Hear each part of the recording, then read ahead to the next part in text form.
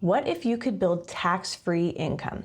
No shady stuff, just based on how the tax code is written. I am not a CPA, but I have been investing in real estate for nearly 10 years. So today I want to share with you 5 strategies real estate investors use to build income with little to no income tax. You can then take these strategies to your own CPA and build a plan for creating income with little to no tax as you make your way to financial freedom through real estate. Strategy number 1, cash flow sheltered by depreciation. So depreciation is a paper loss. The IRS allows you to depreciate the value of a residential property over 27.5 years. So whatever the value of that property is, divided by 27.5 is the dollar amount that you can depreciate or show as a paper loss on your taxes every year. So what does this mean for you? If you have a duplex that's making you $500 in cash flow per month, that's $6,000 of cash flow for the year. If you're able to depreciate $6,000 or more every year on that property, you are making that $6,000 cash flow with no taxable income. The depreciation offsets that income for you. So depreciation basically gives you a paper loss even though you are getting cash into your pocket, even if that property is appreciating in value, which, as we see in the market, usually the properties are going up in value over time. So this is the first way that you can build cash flow and income that will not be taxed by the IRS. Strategy number 2 is the primary residence capital gains exclusion. The IRS says that if you live in a property for 2 of the last 5 years, when you then go to sell it, you can exclude capital gains on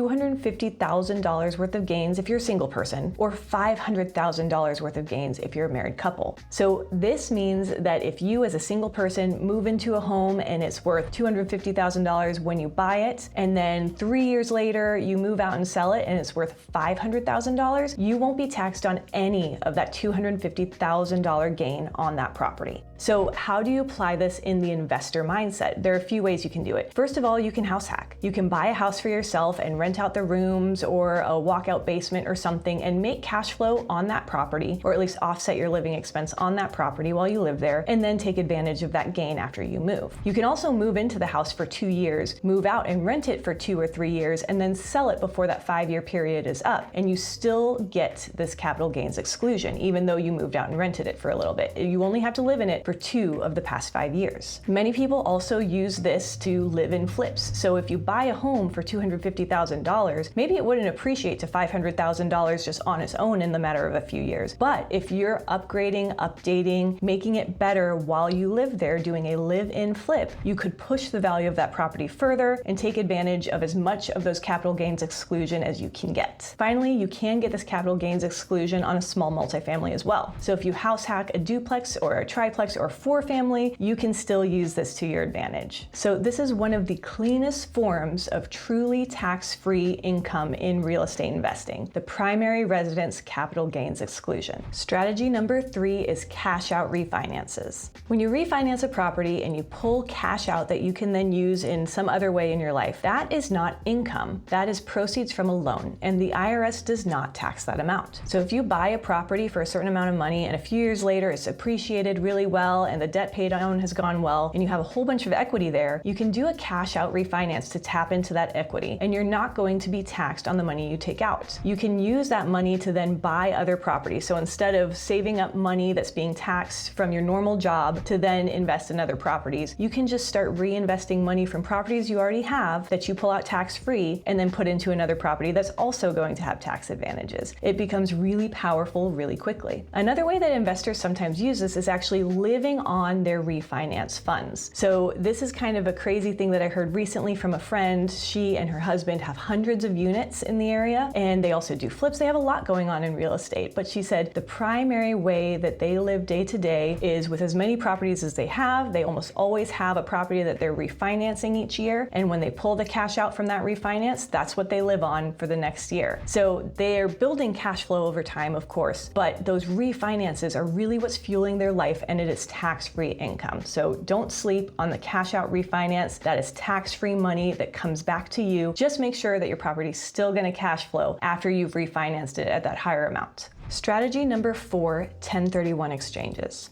So generally, when you sell a property that you've owned for a little while, you're going to have to pay different selling costs, maybe pay commissions to agents. You'll have to pay capital gains taxes as well as depreciation recapture. So that depreciation we were speaking about earlier in the video does get recaptured if and when you sell the building. However, a 1031 exchange lets you sell one building and roll the gains from that into the next building that you buy. There's a very specific way to do this process. I'll have to make a video on it soon so you all know. But this process defers your capital gains taxes as well as the depreciation recapture. So basically, it gives you more of your money from a building to keep to yourself to put into your next investment. And hopefully that next investment that you're going into, you've scaled up. And so it's scaling up your income as you go. You're gonna have more cash flow. Maybe you sell a 4-family building and you have enough now to buy a 12-family building because you do the 1031 exchange. And hopefully that means that your cash flow is tripled, it may be at least doubled, but you're building your income without having to pay tax on the sale of that first property, and you can continue to do this over and over and over again. Now, eventually, if you sell something without doing a 1031 exchange, you will have to pay capital gains and depreciation recapture from all the way back that chain. I don't know exactly how that's calculated, so definitely talk to a CPA if you're at that point. However, if you choose never to sell and you just let your kids or someone in your life inherit that building at the time that you pass, all of that goes away. Whoever inherits the building from you will inherit it at what they call a stepped up basis, which means the IRS now looks at it as if they just bought this building today at the current value of that property. And so if you bought your very first building for $100,000 and you kept doing 1031 exchanges, and now by the time you've passed, you have this huge apartment complex worth $2 million or more, and these people inherit this building from you, it's as if none of those other gains happened and they just bought a building for $2 million. So that is pretty powerful for both you and future generations. Strategy number 5 is business deductions that protect income.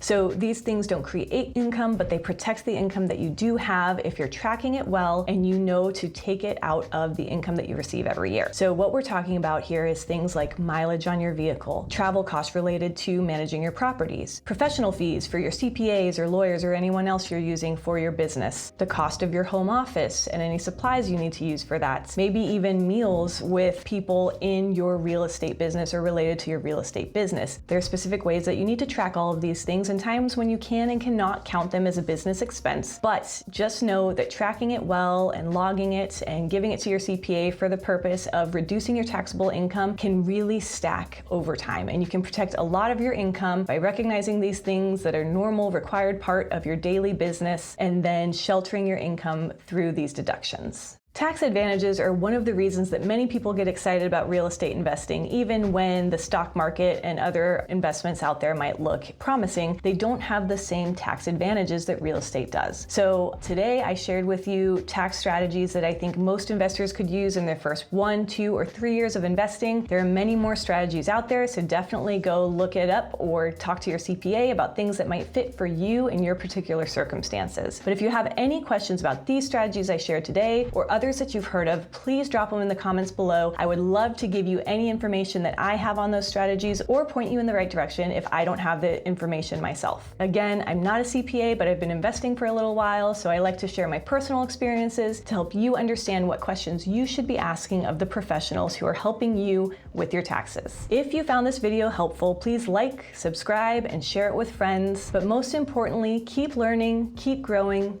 and have fun.